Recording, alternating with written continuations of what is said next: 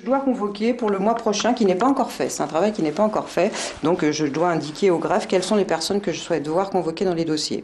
Dans son bureau, les dossiers s'empilent. Françoise Neymarck est juge des enfants. Son rôle, juger les mineurs donc, mais surtout les protéger.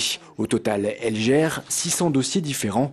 Un rythme infernal. Les mesures que les juges prennent sont mises en œuvre avec du décalage, ce qui fait que les situations des familles s'aggravent, ou bien elles téléphonent beaucoup au tribunal pour savoir pourquoi ils n'ont pas déjà vu les éducateurs. Il faudrait plus de personnes, il faudrait aussi probablement plus de moyens pour suivre les mineurs. Et là, on ne parle pas de nous, on parle des éducateurs. Trop de dossiers, pas assez de professionnels. L'équation est simple et les principales victimes de l'accumulation, ce sont les greffiers. Ils croulent sous les dossiers et la justice devient hors la loi.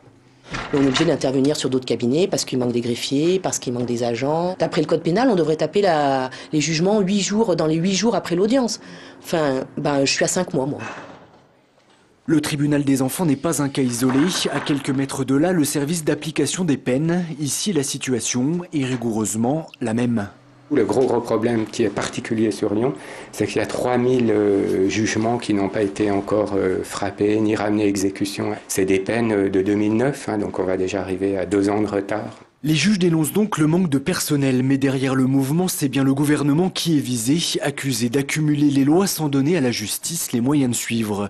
Il y a une avalanche de textes depuis 2004 concernant l'application des peines, et parfois on cherche la cohérence. La semaine dernière, le président de la République a évoqué un grand état des lieux de la justice française. Les magistrats lyonnais, eux, le réclament depuis plusieurs années.